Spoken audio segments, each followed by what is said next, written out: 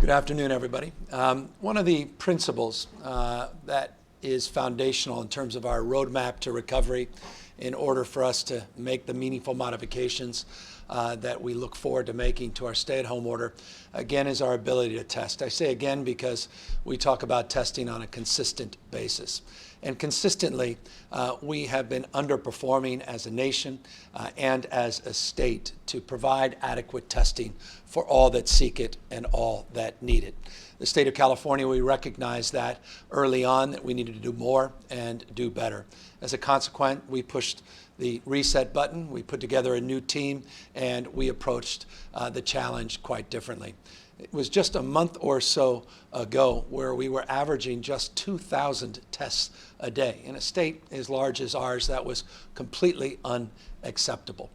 We put together some very specific and prescriptive guidelines and expectations, put out our stated goals in terms of what we wanted to do to achieve substantially more testing throughout the state of California. And I wanted today to give you a report card on that. We have now surpassed 1 million tests conducted in the state of California, 1,033,000. Just in the last 24 hours, we were able to conduct over 41,000 tests, not dissimilar to the last few days, testing north of 40,000 people each and every day. You just look back over the last 7 days, averaged north of 35,000 tests, on our way to do justice to our commitment, and that is to get to 152 tests per 100,000 population, which is tests north of 61,000 each and every day. We're confident we can achieve that goal. It is phase one goal. We want to do even more and do better than that, but in an effort to keep you abreast, you may recall that our goal was to hit 25,000 by the end of the month. We're now in this first week doing 25,000 plus 10,000, meaning 35,000 on a daily basis on average. So making progress. The second commitment we made to you is that's nice, but what about me? And what I mean by that is, what about you? Living in a rural part of California, what about someone that's seeking the test that doesn't want to be charged, that can't afford to be tested and can't find a testing location in their community? We made a subsequent commitment that it's not just the total number of tests, it's where those tests are proximate to people in urban centers within 30 minutes, 30 miles, or within 60 miles in rural communities. We made a commitment, partnership with OptumServe to focus 80 sites in rural California, and with Verily to provide 6 sites that would be provided in a more culturally competent way, focusing on the needs of the Black and brown community in the state of California.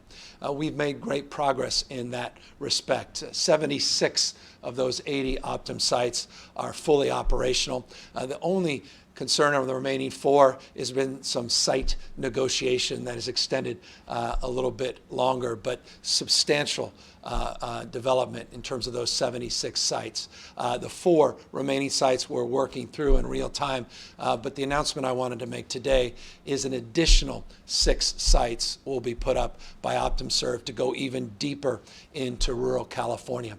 For the folks in Lake County, as an example, Mendocino County, you deserve those points of access, and we are committing to getting those testing sites up and operational with this new commitment from OptumServe very shortly. Other parts of the state, even more remote rural regions of this state, we're looking not to do point fixed sites, or rather sites that have point of tests that are fixed to a particular location, but to start to do these roaming tests that can expand our capacity even further. I'll remind everybody, if they would like, to go to the covid19.ca.gov website, covid19.ca.gov website. Click in the testing button, and you can put in your zip code, and you can determine the closest available testing site. We have 241 community sites that we are tracking that are available for testing, plus the Verily sites, plus those OptumServe sites. You'll see there's still testing deserts in this state, and that's, again, the announcement we're making today to do even more with OptumServe, and then we'll start these roaming testing sites very, very shortly to provide even more coverage. Also want to remind people, it was an outstanding question that was asked yesterday, a simple question, what about costs? Just so you know, the site that we are providing, the COVID-19 site, those test sites are free. Regardless of your status, community clinics are providing testing for free. These other community sites are providing testing for free, OptumServe and Verily. There are pop-up sites all throughout the state of California. Some of them may charge your insurance, may charge you out of pocket.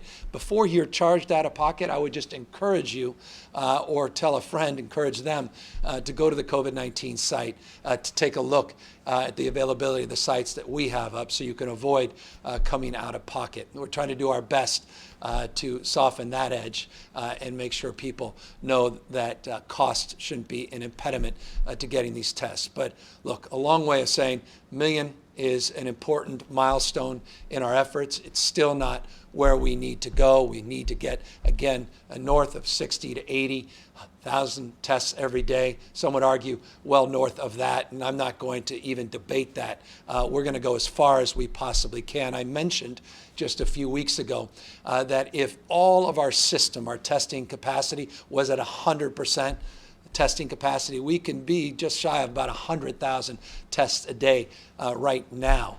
So there's still some supply chain constraints. There's still some issues with swabs and the transport media, issues related to reagents for PCR tests. This is not the universe of antibody tests, these serum tests. That's a separate discussion. That's a separate frame, and we can talk more about that. These are the PCR tests primarily that we're speaking to that we are confident will provide the kind of quality and assurance in terms of reliability that is, well, FDA approved, and to the extent we can monitor the efficacy we do is as efficient and as effective as we think is out there. Many other tests, though, are popping up that don't necessarily have that gold seal, and so always points of caution at these point-of-care pop-ups that you may run into. But go to our site first. We'd encourage that, again, covid19.ca.gov, and we'll continue to update that. These new OptumServe sites come up. We'll put them out quickly, and these roaming sites, we'll let those, we'll provide information about where those will go to cover multiple counties and help us, again, through our next phase of reopening here in the state of California. In order to also advance our testing capacity, we put out an executive order a little bit ago that directed a couple of departments, Department of Consumer Affairs and our board of pharmacies, folks that oversee our pharmacy industry in the state of California. I say industry just because we have some 6,492 different pharmacies in the state of California that are licensed, almost 6,500, and thousands more pharmacists that they're responsible for overseeing. That board with the Department of Consumer Affairs just today finished up their work and have provided guidelines to expand the points of contact for testing into pharmacies throughout the state of California. Now, let me make this crystal clear. They now have pharmacies the ability to do tests. That doesn't mean every one of them is going to start testing today or even determine that it's in their interest to test at all. It's a determination on the basis of each of these pharmacies whether or not they want to do this. Now, know that pharmacists many of you do know this, test for hepatitis C in many cases, for HIV. There are protocols and procedures, appropriate protective gear, making sure that we isolate folks that may be symptomatic, maybe asymptomatic, but are concerned. We obviously have to work through all of those. That will be done on each site and will be done in collaboration and the oversight and guidelines that these two agencies have put forward. But the good news is we are now going to increase additional sites with our pharmacies in the state of California, and we hope to start seeing those pop up very, very soon. So that's also, we think, an important milestone in an effort to broaden coverage for testing in the state of California. All of this, again, can't come soon enough, because all of this is part, as I suggested a moment ago, part of our roadmap to reopening, part of the 6 indicators that we have been reinforcing over and over again now for many, many weeks. The capacity to test leads to the capacity to trace, and I just want to update you on that. We believe by tomorrow or the next day, certainly by the end of this week, the first cohort of those that we're training through UCSF and UCLA and the new virtual protocols for contact tracing in the state of California. That first cohort will be trained, and we're starting to recruit the next cohort. Again, this is foundational. Testing and then the ability to trace. You got to have a tracing workforce to do that. That then begins the protocols of isolating and, to the extent necessary, quarantine individuals that have tested positive or have potentially been exposed. So progress in that space as well. All of these dots, all of these indicators connected to one another, and again, moving in the direction that we were hoping at this stage. Again, this stage is that second stage. And in that second stage, we are making meaningful modifications to the original stay-at-home order. I mentioned yesterday, I'll reinforce today, over 70% of our economy in the state of California is open with modifications, and I'm sober with modifications. Today, we're announcing additional modifications statewide for our stay-at-home order that include offices. If you cannot telework, we will allow for office modification and office openings on a statewide basis. We are also on a statewide basis making it clear that malls and those that otherwise are not just traditional enclosed malls, but strip malls and those outlet malls can be opened for pickup. And I want to distinguish again for pickup. So not dissimilar to the announcement we made last week for retail. This also would include malls, but again, only for pickup. So offices and malls for pickup, in addition to other services like car washes, pet grooming, making some clarifications, though there's been some of this happening already on dog walking. All of these areas also are being modified statewide. And I remind everybody, what I mean by statewide is the following. And forgive us, I know how confusing all of this can be. Again, it's dynamic. The statewide order affords the opportunity for local government to come in to conform with those guidelines. But one can choose, region like the Bay Area and the 6 counties can choose to be a little bit more prescriptive and restrictive, parts of Southern California, LA, and others the same.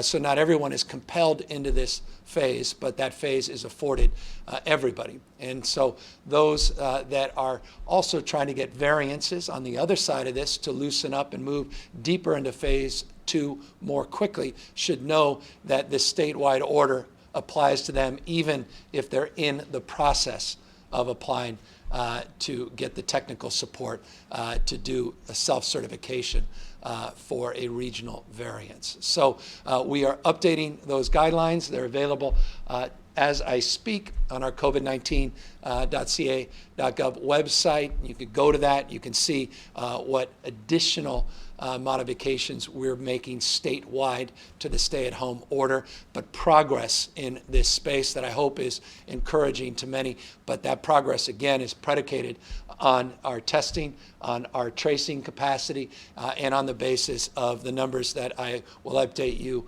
in a moment on, hospitalizations, ICUs, and the like, that we continue to track and continue to show encouraging signs in the stability that is the predicate for allowing us to move in this direction. Data, public health, science-based decision-making. Accordingly, today, as I was clear we would introduce, today we are now making public the guidelines for a number of other industries in this state, including the restaurant industry, and guidelines for reopening in-room dining, so to speak, or dine-in restaurants. Remember, restaurants are, many of them, open for takeout, but this would allow patrons to start coming back in these counties that have conditions that afford this. We made very clear last week the conditions we're looking for to go deeper into phase 2, and we made it clear that today we would put out those guidelines. We have also put that up on that covid19.ca.gov website. So you'll see guidelines statewide updated, and you'll see guidelines county by county that we are putting out today for a number of different industries. By the way, those industries include but are not limited to well, outdoor museums, botanical gardens, and by the way, that's also available in terms of a statewide order. But we put out prescriptive guidelines in terms of what we look for in the reopening of outdoor museums. We provide similarly guidelines for car washes and for restaurants. And we today can announce that based upon consultation, technical consultation, and the self-certification and attestation that was done in concurrence with health director, their county administrators, including county boards of supervisors, focusing on the needs of the most vulnerable, potential surge, and self-attesting that they have a plan to begin to modify these loosenings if we start to see a spread of COVID-19. That Butte now is on our website as the first county that now is able to move deeper into that phase 2 through their self-certification process, through their planning work that they've done. So Butte County and El Dorado County have met those thresholds and work incredibly collaboratively with our department teams and health officials. I should note that we have been in contact with 27 counties in total. 4 we're having deep technical assistance calls today, and those are dynamic conversations. I have confidence that just this afternoon there will be 2 additional counties that should self-attest. They're working through more formal votes at their local counties and their local jurisdictions to codify their recommendations, and based on the interaction with us, we'll put those up on our website as well. So progress in this place, but soberly we make the point. I don't anticipate every one of the 27 counties that we've engaged with already, the 4 that we will be engaging with this afternoon, all will be able to self-attest. And I know that this is a point of concern and consternation. It was brought up just yesterday with the wonderful outreach and the spirited cooperation we received from Kern County that described in their county certain conditions that they would like our health directors to consider to allow a modification of sorts based upon data, based on science, based upon their unique circumstances where we can apply some flexibility. I said this 10 days ago when we rolled this out originally. We're not ideologues. Our team, and it's not just our team, it's the collective wisdom of also health directors across the state of California. We are in the spirit of collaboration and partnership, want to address those issues, and we'll be doing so to the extent possible, again, possible on the basis, again, of public health being the foundational guideline and principle. But there are some unique characteristics within counties where they're hitting on all cylinders, where they hit 13 out of the 14 guidelines to get into a variance, and they have a unique circumstance with a federal prison, for example, or a state prison they don't manage, or a skilled nursing facility that had some challenges but they feel like they have under control. Those things are all part of the dynamic engagement and conversations that we look forward to having. I know there's an eagerness to resume those conversations that we had over the weekend and conclude them. We will do everything in our power as quickly as possible to adjudicate all of these nuances and details and be as fair-minded as we possibly can. I just want to make that clear to everybody watching, also members of the press, that we are committed to this dynamic process. Also implied yesterday, and I hope you're seeing it here today, the fluidity of these announcements, that they're not static. As conditions present themselves, as indicators turn from yellow to green, we'll be updating our site on a fairly consistent basis. And we will be directing that through the Department of Public Health, primarily, not even just traditionally through these press conferences. So I want folks to know we'll be making adjustments and modifications on a consistent basis statewide, and also providing updates on these regional variances. Whole idea is to get us all through this phase 2 so we can start to move into phase 3. We are not there, phase 3 yet, but there are parts of the state that can and now are moving deeper through phase 2, and I hope that's an encouraging sign, both from a health perspective and an economic perspective. It's an and for us, not an or.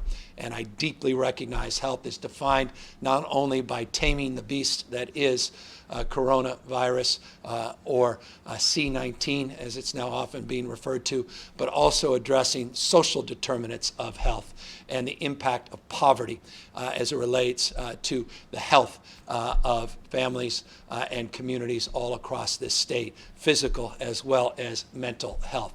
All of these are factors. We don't see them as competing factors as much as we see them as in a collaborative frame in the context of a broader health frame. But again, guided by health and guided by data, we will continue to march down this path of more meaningful ratifications, and again, in real time. And so, again, keep taking a look at that COVID-19 website. It's a dynamic website updated on a consistent basis. And in that respect, I also want to make something available and also just make you aware of what's been on our site. You can look at the attestations, which is just the self-certification of the containment plans and the protection plans that, for example, Butte County is putting up. You can take a look at that on the map, county by county, but you also have the ability on our site to look at the total number of positive cases that have been identified in Butte, the number of people hospitalized, the number of people in ICUs by county throughout the state of California. I'd encourage people to take a look at that. This is about self-certification, and we'll all collectively be monitoring people's success in this space. And we believe success is an imperative, but also success leaves clues. Success can also provide capacity and guidelines for subsequent efforts in other counties. Each one of these self-certifications and attestations becomes its own best practice, and I hope informs others in that process. But we must always be informed by data.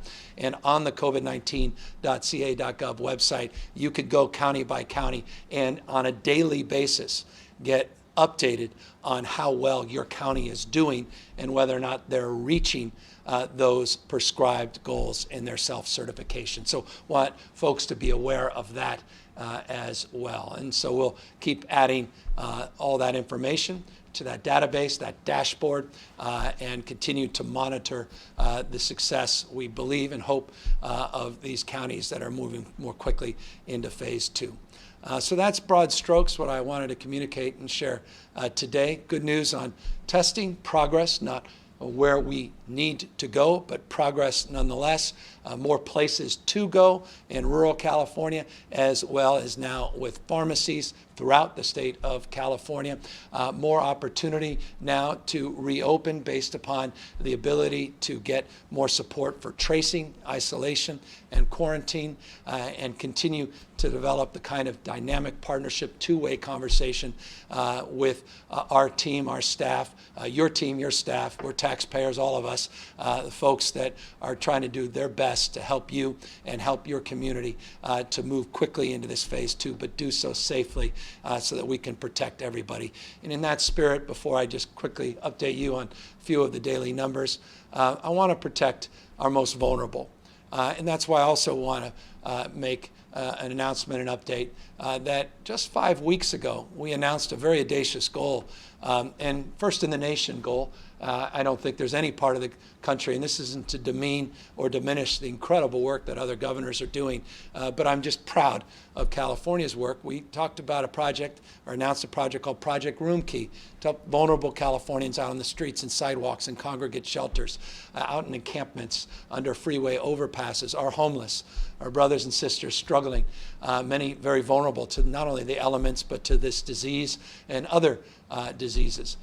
We today passed the threshold, over 15,000 rooms now procured as Project Room Key just in 5 weeks.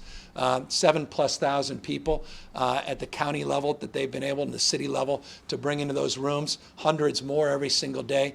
We're working with the cities and counties. There's still challenges at the local level. That's the nature of any application implementation, but at least providing that framework, which was our commitment as a state, and a technical assistance for the locals. We are there, 1,305 trailers. We got all those out as well, and there's families, not just individuals, in those trailers, in addition to those 15,000 rooms. So I just want to thank our team, all the good hard work that's been done, Jason Elliott and others, to work overtime to try to get these rooms up and ready, and now work very closely with cities and counties to make sure that we're populating the remainder of those rooms. We also want to remind people, other vulnerable population are our seniors. We talk almost on a daily basis about skilled nursing facilities. Yesterday we reminded you skilled nursing facilities are relatively small in terms of the total number of facilities that we license for our seniors and for adults. We have 7,442 just through our Department of Social Services that we license and monitor. Our seniors remain still the most vulnerable to this virus. The mortality, morbidity rates in that cohort are obvious to all of us at this stage of this pandemic. And so I just want to encourage our seniors and those that care deeply about our seniors and those that help build the middle class and build this remarkable place we call home, California, and the great country, this nation, the United States. We have a unique responsibility to protect them. And so as we begin the modifications, as we already have reopening 70+% of the economy, as we begin to modify with these dine-in opportunities, let's make sure we do so cognizant not only of our own health, but the health of our most vulnerable, and those are our seniors. And that's why practicing and not just preaching what is in these guidelines is so foundational. And it's a way of just saying this. We're putting these things out, and now we're asking you to do even more than you have done, and that's just a little personal responsibility. You've been incredible. Public's been incredible. We're at this point because 40 million people have practiced physical distancing in a state larger than any others, again, bigger than 21 states' populations combined. And you've done it at scale and gotten us to this point. But the worst mistake we can make, and many of you may have seen Dr. Fauci today testifying, the worst mistake we can make is to just throw those face coverings off and disabuse ourselves that this virus has gone away or taken the summer off, or it's on a deep sabbatical or vacation. It's not. It's still virulent. It's still deeply, deeply deadly. And if we love our community, and we do, and we love our restaurants, and we love our retail, and we love our pet groomers, and the like. Let's protect them and protect their customers and protect one another. And I encourage all of us to read these guidelines. We're going to have checklists up in businesses to help with these efforts. And I think these guidelines are based on best practices, science, and virulence, and all of the epidemiological issues that are so front and center in our daily lives. But again, the application of them is at the local level. The monitoring is all of us trying to encourage one another to do even more and do better than you've done to date. And so I just want to remind everybody of that. This disease is still ubiquitous. It's still deadly. 77 people lost their lives in the last 24 hours to this disease. 77. Again, this disease is taking lives on a daily basis. Lives lost, families destroyed because of this virus. We saw an increase of 1,443 new positive tests yesterday alone. So we're seeing more people tested, still seeing an increase in the total number of people positive. And I'll remind you, if you've been tested once, and that doesn't mean you can, disabuse yourself either of the concern around getting the virus an hour after you were tested. And that's why the testing has to substantially increase, because we want you to be able to be tested on multiple occasions so that we can secure an environment, secure a cohort, secure a community, secure a state, secure our nation, so that we can more rapidly move into these subsequent phases as we move towards immunity or a vaccine.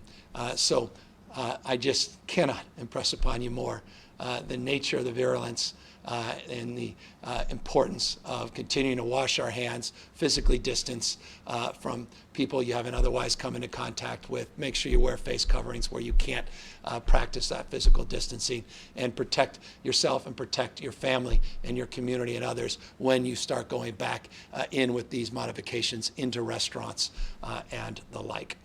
Final point, and I'll open up to questions. I just wanted to remind everybody what we do on a daily basis: total number of hospitalizations, total number of people on the ICU. ICU numbers went down 1.4% yesterday. The total number of people in hospitals went up slightly, 1.1%. Again, those numbers you see bouncing back and forth within that margin, 1-2% every single day, but stability for weeks and weeks and weeks, well beyond just 14 days.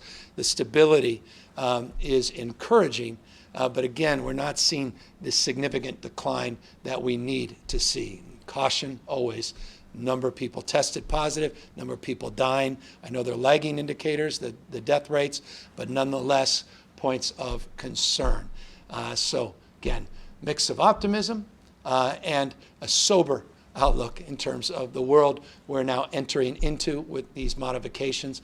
Progress, though, nonetheless, and continued spirit of partnership as a foundational principle. Data driving decisions, science and health driving these announcements. With that, happy to take any questions. Angela Hart, Kaiser Health News. Thanks, Governor. I'm hoping you can provide a little bit of clarity on the testing targets. Last month, after you talked about your 25,000 daily goal, you said the next target was 80 to 90,000 tests per day, and today I heard 61,000 and 80,000. So can you just clearly explain what your next target is and by what timeline you expect to meet that, and then the subsequent ones, please? Yeah, so Angela, I don't recall ever saying 80 to 90,000. I was very specific, 60 to 80,000. The 60,000 is actually 60,800. It's based upon Harvard study that we are using to guide some of our decision, not exclusively. That is a baseline study, 152 tests per 100,000 population. We're assuming it's a little on the higher end, roughly 40 million Californians, gets you around that 61,000 frame. So we were very explicit. 2,000, 14,000 to 25,000. And we said within a month or two later, specifically the words that were used by Dr. Galley, myself, guided by our task force, we said 60, and then we hope to get to 80. The reference to 90 plus was full throttle capacity within our existing system if everything went off without a hitch and every machine was working and every supply was provided with abundance. It just gives you a sense of what we're capable of doing at that level. And so that's the number that you may be referencing. So that's our next goal. We currently are exceeding the 25,000. Again, we were hoping to be at 25,000 a week ago. We're now actually doing even better than we projected on that ramp up at 35,000. Today, we also laid out again, a framework to provide even more points of access and testing at pharmacies. And there's a universe of over 6,400, just shy of 6,500 in that capacity. Again, not all of them by any stretch are going to start testing, and they can't all do it overnight for various reasons, but we are also creating more points of access. OptumServe that has already been producing significantly. Rural California has now committed an additional 6 sites. I gave you 2 specific counties where those sites are going up, some more testing still, and we continue to do what we can with Abbott Labs and others on the point of care tests, the serology tests, these antibody tests that obviously a lot of us are focused on. We'll be talking a lot more about serosurveillance in that respect. I know the word surveillance is not an easy word for any of us, but we have PCR surveillance and serosurveillance also part of a panoply of solutions. We're also testing here with Kaiser, so you may appreciate this. There's a lot of pooled tests, pilots that are being considered now as well, something you know well. Blood banks already do that. All kinds of interesting things happening in this space that we haven't shared necessarily. So there's a lot of that happening as well, but progress being made. And those numbers getting to 60 to 80, we continue to believe are well within our grasp, but again, many, many weeks away. Vicki Gonzalez, KCRA. Governor, on the restaurant front, after talking with owners, there's a collective concern about the challenge of potentially bringing employees back, given that some are potentially receiving more on unemployment, and these restaurants will likely be operating at reduced capacity, which translates to bringing in less money. Has there been any discussion about responding to or troubleshooting this challenge? Yeah, well, as you may know, my background is the restaurant business, not only starting as a busboy and a waiter, working my way up out of college, opening a small business, pen to paper, one part-time employee. Pat Kelly, we grew that business, opened a number of restaurants. Point of pride that I say this, not a point of promotion, point of pride. So I have deep experience in the industry, owning, managing, working in this industry for decades. And so the answer to your question is affirmative. Absolutely yes. One thing that I recognize, one size does not fit all, not only from my personal background and experience, but through my deep collaboration over decades within the industry, a recognition that each restaurant is different and distinct. And as a consequence, the guidelines we put out provide more flexibility than I believe some other states. Every state is different, and I deeply respect what other states have offered. Some have said, well, it should be opened in the first phase at just 25% capacity. Others said 30, some said 50. We decided not to be prescriptive in that perspective. We worked with our health officials and to provide flexibility on spacing. What we want is physical distancing. Obviously, all the sanitation, all the PPE, all the other guidelines as it relates to ingress, egress. You'll take a look, I hope, at the guidelines we put out, and there are many very specific recommendations, guidelines, and expectations. But we also wanted to provide flexibility because it goes to the spirit of your question. Look, I am not naive, and no one should be. And I think one of the biggest mistakes we can make in this pandemic as we start to move into a reopening phase is somehow overpromise what it means. None of this means anything if customers don't feel safe. And none of this matters, in the spirit of your question, in direct response, if employees don't feel safe and don't want to come back to work. And so all of this is foundational on a public health mindset. That's why I say I don't see the issue of economic opening and growth disconnected from health. They're directly connected to your question. How do we bring back a healthy workforce? How, if that workforce, if they are exposed or are tested positive for COVID-19, how do we protect that workforce so they don't feel like they have to go to work and are having symptoms but are not being honest with their employer? How do we make sure that they have sick leave? How do we make sure that they can be supported in isolation as we move to the tracing protocols? And so that's also part of the guidelines we're putting out, also part of some of the details that we are rolling out. But I think there's a deep desire for people to come back to work. Not everybody's going to come back right away. You're not incorrect about some of the unemployment issues, but those are more temporary. And we are seeing, I think, a deep eagerness in this space for people to reopen. And one of the things, just in closing, and forgive me for extending deeply, it's a point of personal privilege, again, in industry I've been part of in the past before my time in public life, that I also recognize that within the industry, there are restaurants that also are bars. There are restaurants that are full-service restaurants that are much more limited service.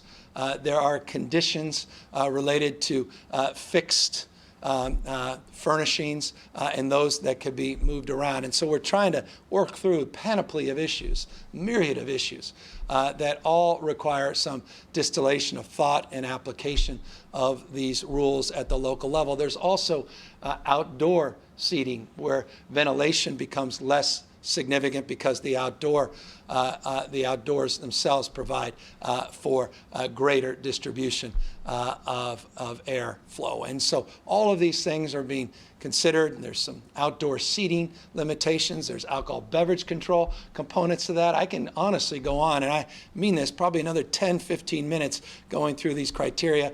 And that's why, again, this is a phased approach. We have to work through all of these things, and we'll continue to work with the industry, because one thing I know, the guidelines we put out today are not static, that we recognize that we're going to hear from folks saying, well, what about this circumstance that you never considered?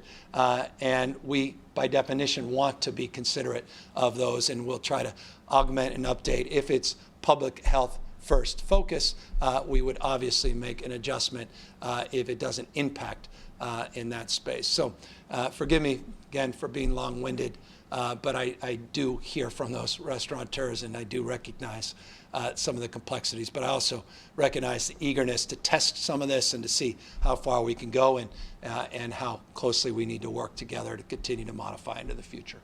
Andrew Shearer, Sec B. Thank you, Governor. You've said that we will have reopened 70% of our economy with modifications as we move through phase 2. Can you define that more precisely? How are you arriving at that number, and what sectors of the economy are you talking about?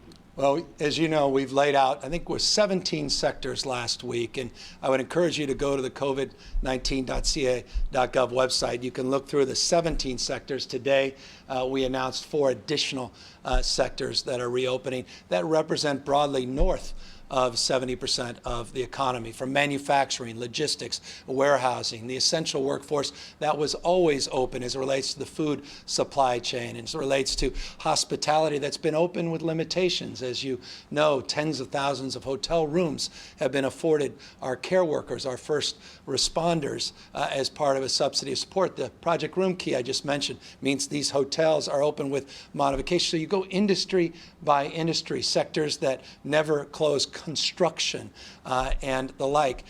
In each one of those categories, you add them all up, you're now north of 70%. And happy if you are not satisfied with what you see on the covid19.gov website to quantify that even further. But I think last week, Dr. Angel and Gally were very transparent on those first 17, and today, limited personal services and restaurants and the work we're doing on offices. I hope I provided some transparency as well. Ana Ibarra, Cal Matters. Hi, Governor. Governor, I have a question about testing in nursing homes. As you mentioned, seniors remain the most vulnerable, and nursing homes say they can't get the tests and rapid results that they need to prevent outbreaks. As the state works to expand testing for the general population, why haven't you mandated universal testing in nursing homes like other states have? Are there any plans to do so? There are plans to do so. We just need to be in an adequate place to be able to deliver on that promise. Look, we've prioritized testing in our SNFs and more broadly in our adult system. But with that, this is an opportunity for the leader of our testing task force, who's been focused specifically on skilled nursing facility, to fill in the blanks about when we may move forward with the mandatory side of that equation, which you're correct, we're not there at this moment.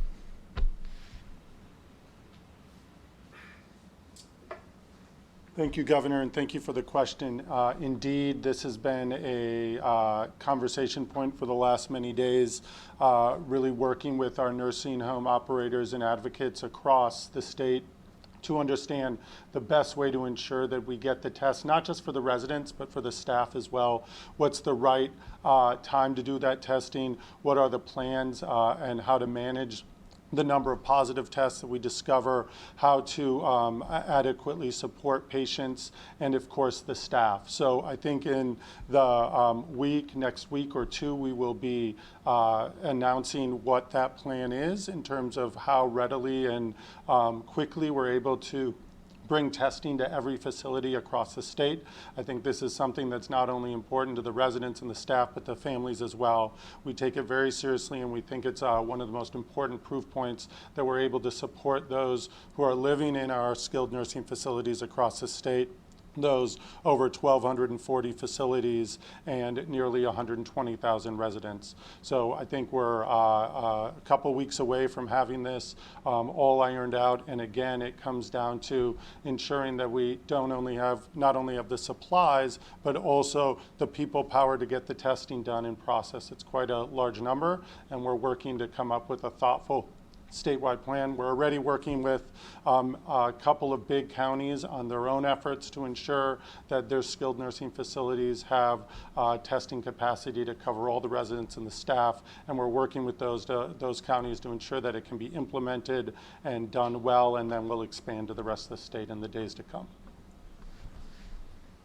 Again, it's not just the skilled nursing facilities. We're trying to address all those licensed facilities within our portfolio of responsibility, 7,400 plus additional facilities, IHS. I mean, across the panoply of the vulnerable, we need to adequately test. We're at a scale that's unlike any other state in the country, and a scale of responsibility that goes with that to be even more aggressive. And that's why we are not spiking the ball. We announced a milestone today, but we also announced additional efforts to increase testing in this state, and we made it crystal clear we're not close to where we need to be to provide the quality coverage and comprehensive coverage that is required ultimately to do justice to this disease.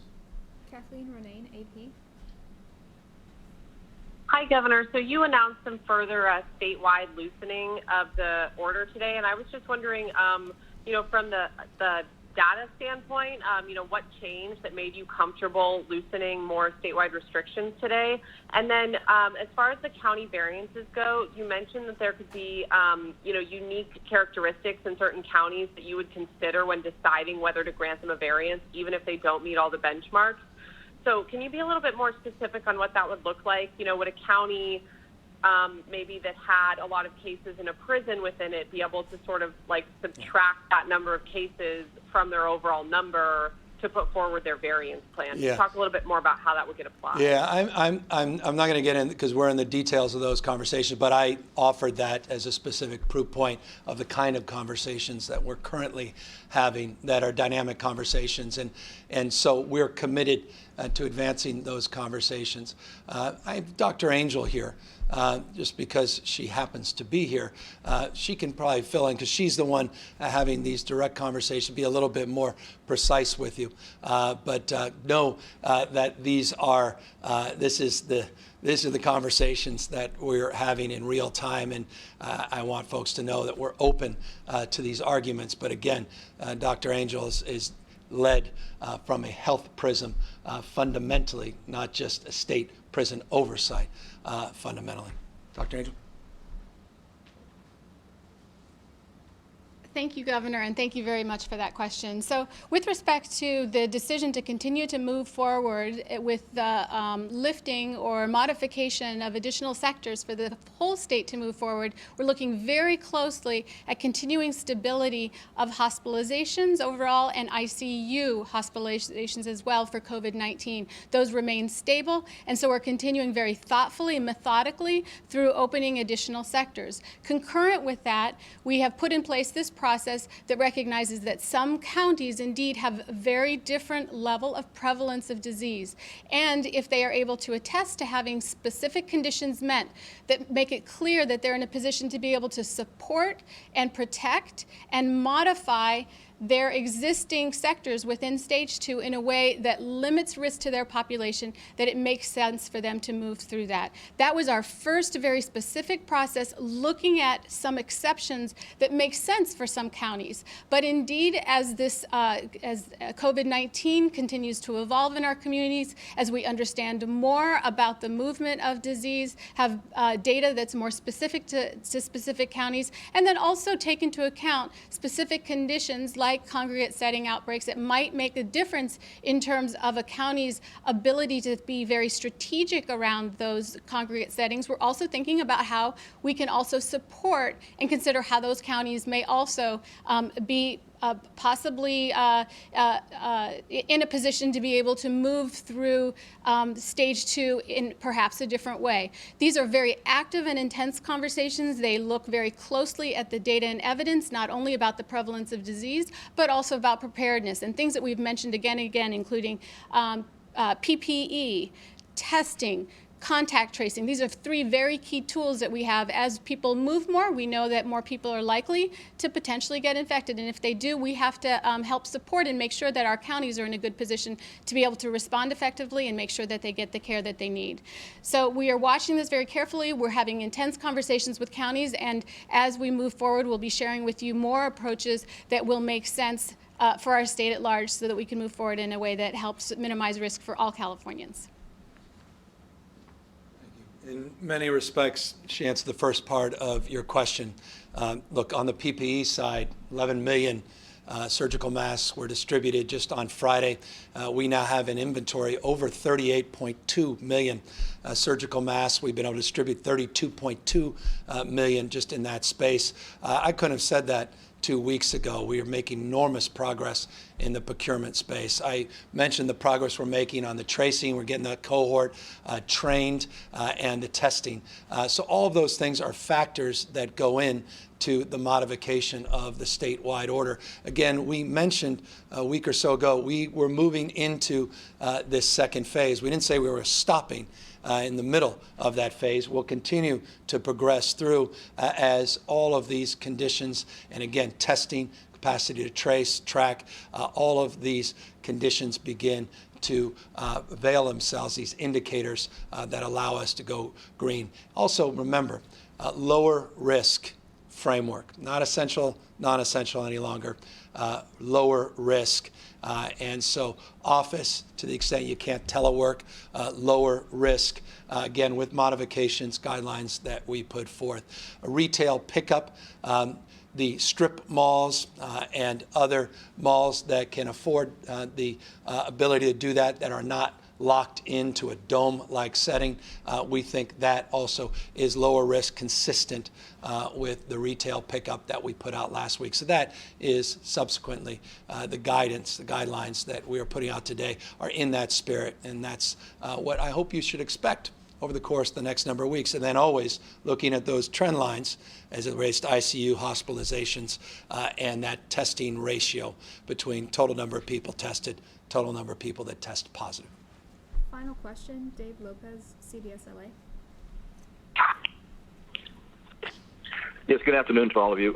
Governor, I know every county is going to be different. The bigger counties like LA County will probably be much slower in opening the restaurants. We've heard all kinds of figures. Ask you to look into your crystal ball. We've heard as many as 50% of the restaurants, as we know them, will not be able to survive this. Do you think it'll be that bleak throughout the state? Having, again, been in the industry, opened and had to close a number of restaurants, the percentage that fall off the radar on an annual basis is already alarmingly high. It's one of the most tough, difficult, challenging businesses and competitive businesses out there. So I think you always have to begin from that frame of consideration and reference. But no, I do think it is profoundly challenging, particularly that industry. The rents are high, fixed costs are extraordinarily high. Bringing back your staff, the whole notion of a restaurant, when you bring back staff, is you want to maximize those peak hours and you want to get as many people as you possibly can in during that dinner period. If we have to modify, and we do because of health considerations, this space, that means those peak hours are substantially diminished, but your fixed costs remain high.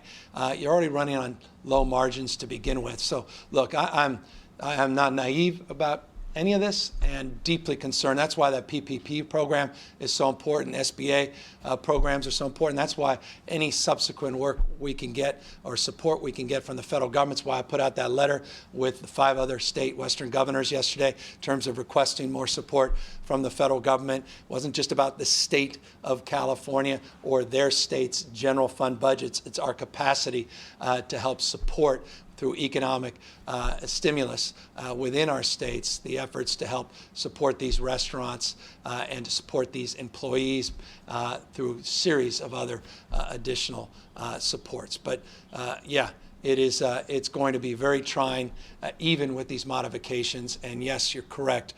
There should be no pressure on the local officials down in LA or elsewhere to feel that they have to move in to this space sooner because their conditions are very, very different than the conditions of some of these rural counties. And I hope when this is reported that people recognize the local conditions, particularly in LA County, and they're sensitive to what phase of this pandemic they are in. Look, I thank all of you for your recognition of the dynamic nature of our efforts and the fact that we are very iterative in terms of the processing of information and response. And we recognize that in this dynamic climate, all of this can be very, very confusing, and I appreciate that. That's why I just want to remind you again, easiest distillation of where we are and where you are at a county level versus a statewide level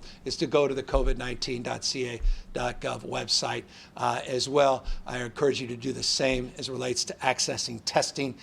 Just type in your zip code, your address, and you'll find the most proximate testing facility. Provide reimbursed, provided for you in many cases with online capacity to reserve a slot so you know how and when to access those tests. Good news on progress on testing, PPE, making progress on tracing. Numbers are holding steady. Death rate still stubborn and devastating. And again, we have different counties experiencing completely different conditions, and we are now in that phase of trying to accommodate for all of that and more. With that, thank you for accommodating me, and thank you, as always, for your incredible work in this state. Continue to do your best to listen to your local health directors. Keep yourself safe by practicing social distancing, physically distance from others, wear face coverings as appropriate, and stay healthy, but still stay connected to loved ones. Take care, everybody.